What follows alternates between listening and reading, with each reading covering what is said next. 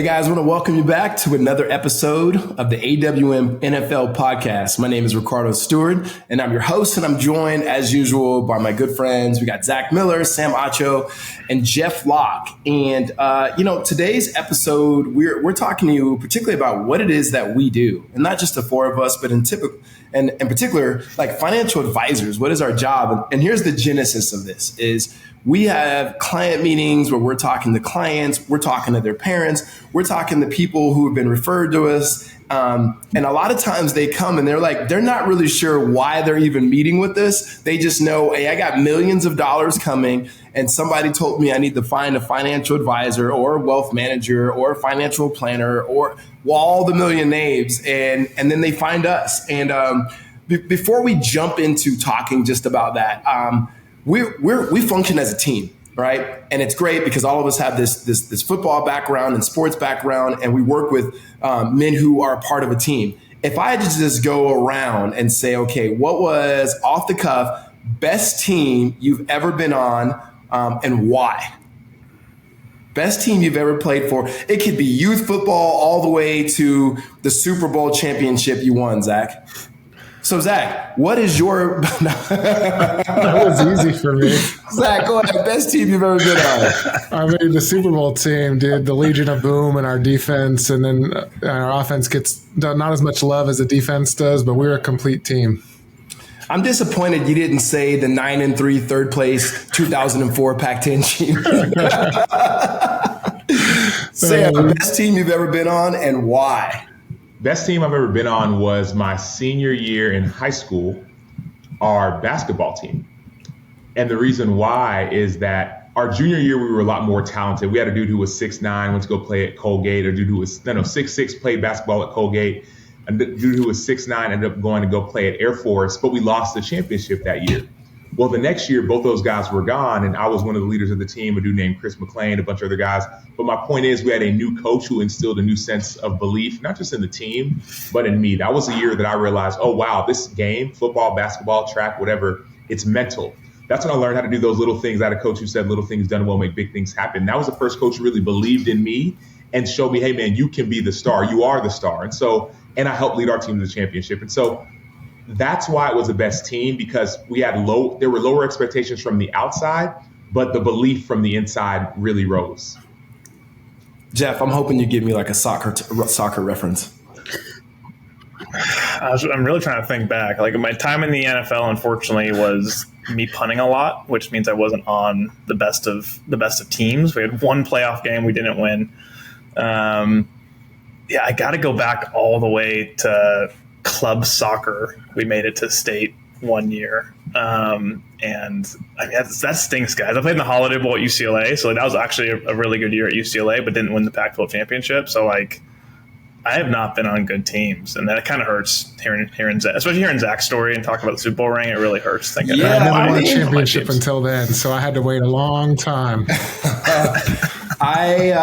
team I ever played for was my senior year in high school in California. We were CIF champions, but that was good to win the championship. But like, we just had all the pieces. Like what you said about your basketball team, Sam. We had good coaches that believed in us, that cast good visions, that held us accountable. We had a good core of leaders. We had been there for 3 or 4 years and like been knocked out of the playoffs. That, guys, they sacrifice certain things. In California, it was like, let's go to the beach every day. Let's go to the beach. It's like, hey, let's not go to the beach and let's throw. Let's not go to the beach. Let's backpedal. And, it all came to, and we recruited players that were athletic soccer players or basketball players who had never played football to come play our senior year, guys that we knew that could help us. And we pulled it off. And so a little Uncle Rico story a little bit. And so that's good. And I say that to go to the team because when we hear people people come to us and go, hey, I need a financial advisor. Sam, usually when they're coming to us talking about an FA or a financial advisor, what do you think they're asking for?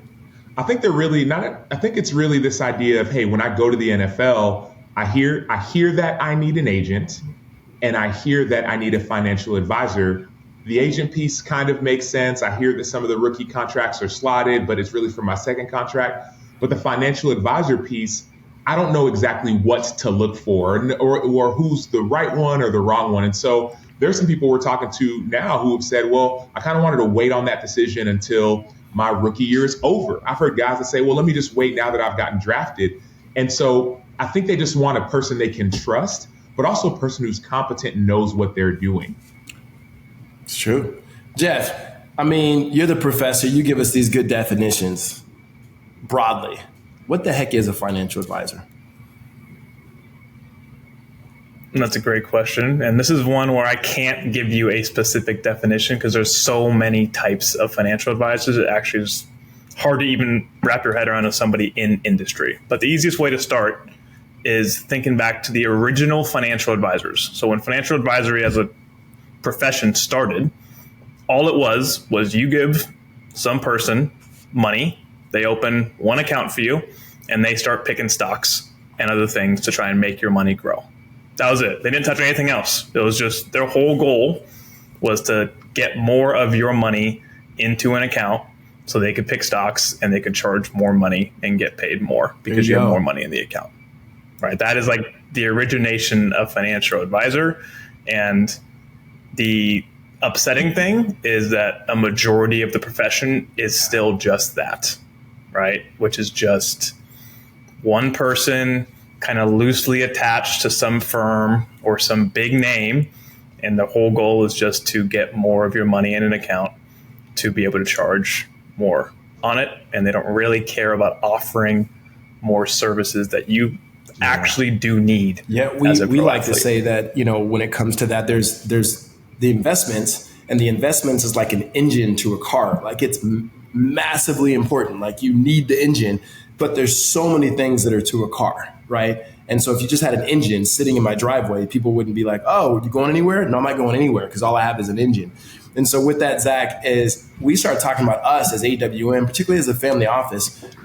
There's so many more things we do. And you use the word like comprehensive financial advice. As opposed to just the investments in the engine, like start to talk about just a week in the life of like us, like things that you've just gone through in the last maybe 10 days that you've done for our clients and that you do for our clients. Yeah, I think the biggest thing that I didn't understand as a player is like everyone says FA, financial advisor. And really that's just guys doing your investments. But what I learned as a player is like, I would ask the question, like, how come I don't have someone helping me with my income taxes and then eventually estate taxes? And then how come they weren't coordinating my insurance? I didn't know what a family office was. So once I was like, okay, there are people that actually do everything. Anything money touches, they can actually recommend or advise on. Like that was eye-opening to me that of course it already exists. It's just only for the ultra wealthy or for certain people who have complex situations. So when I found out like AWM is a family office, I was like, oh, makes perfect sense. Why wouldn't any athlete want all of this? And so literally as we're working with guys in this off season, I mean, we're looking at contracts and their human capital. People don't think about like that unearned income for the next couple of years, even if it's guaranteed. Like people aren't wrapping that into the investments and planning for like putting that money to work with that future money in mind, especially when it's like the younger the guy, but the potential's there to earn all that money.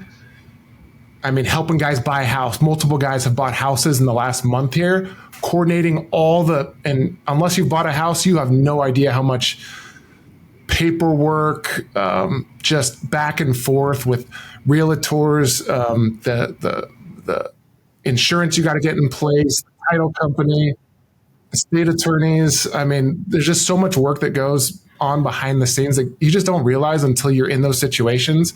I mean, I didn't know all this until I was actually a player, and then life happens and you have to go get all these things done. So when you have a team that actually helps you do all those things, I mean, it's massive. Just getting estimated tax payments out next week for guys that have a lot of off the field income. I mean, otherwise, if you don't do these things, you owe the IRS a tax penalty. So it's just all these little things that we do for our guys that I wish I had when I was a player, to be honest. I mean, I could just list off a bunch of things just in the last few days, right? Just in the last week and a half. We go, all right, so someone like Sam would come in and talk to somebody and be like, oh, this guy wants to start this nonprofit, or he wants to give to this. Oh, he doesn't have a donor advised fund, okay? Then all of a sudden Jeff starts kicking it in and we got to make sure there's a donor advised fund that's opened up. And some of you are listening to this going, what is that? Well, that was something we talked about in a previous episode.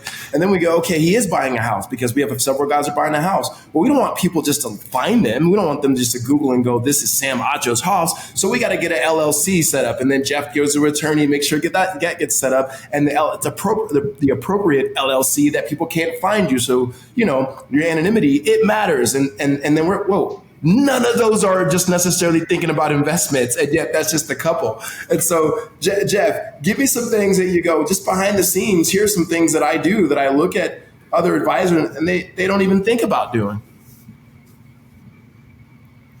Yeah, well, let's stick with the home example because I think it's a great example kind of showing the comprehensive nature of what actually happens. So client literally texts us and says, hey, I'm looking at this house. I think I'm going to buy it, right? First, we know the realtors that are going to keep your name private, right? So we connect you with the right realtor from the start. We know the mortgage brokers, the people that are going to help get a bank to give you money to buy that home that can actually write a mortgage for a pro athlete because not every mortgage broker can write one for a pro athlete, right?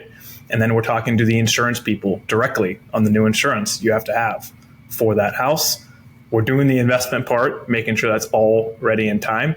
And we're actually being the quarterback the entire time on the process. Whereas other advisory firms, and I know this from experience of being at other places and talking to other people in industry, all they care about is when do you need the first wire for earnest money? And when do you need the second wire to go out for when the home is closing?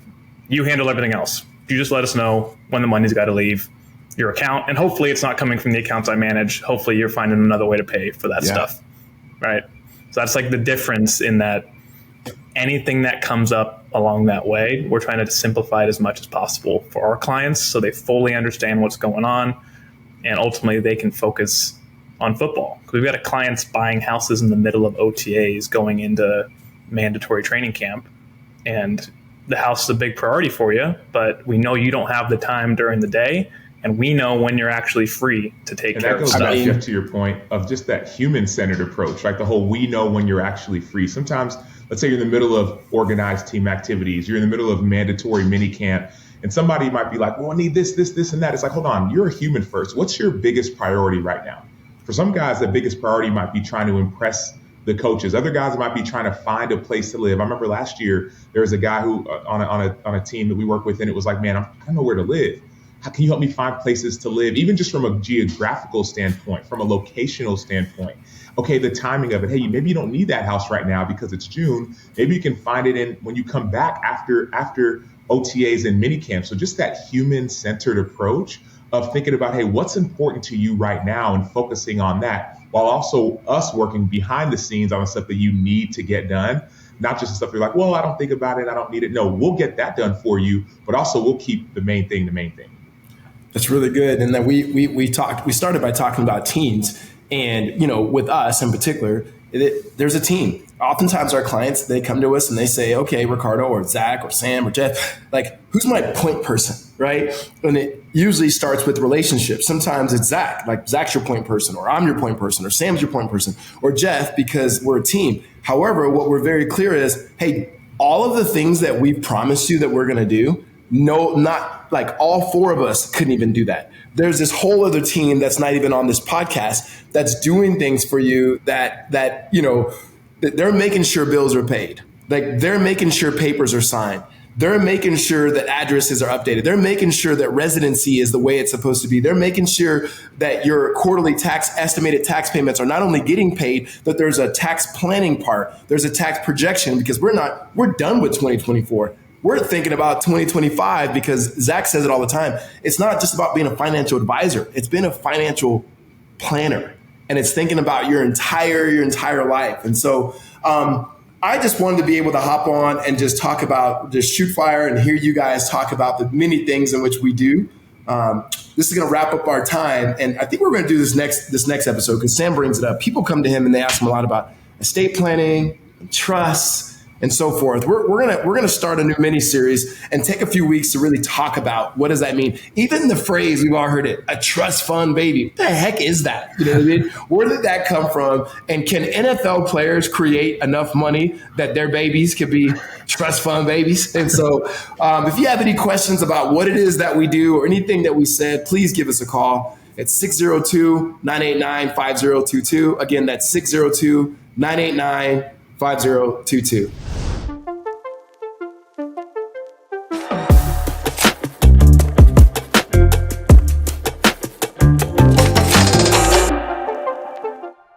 The information in this podcast is educational and general in nature and does not take into consideration the listener's personal circumstances. Therefore, it is not intended to be a substitute for specific individualized financial, legal, or tax advice. To determine which strategies or investments may be suitable for you, consult the appropriate qualified professional prior to making a final decision.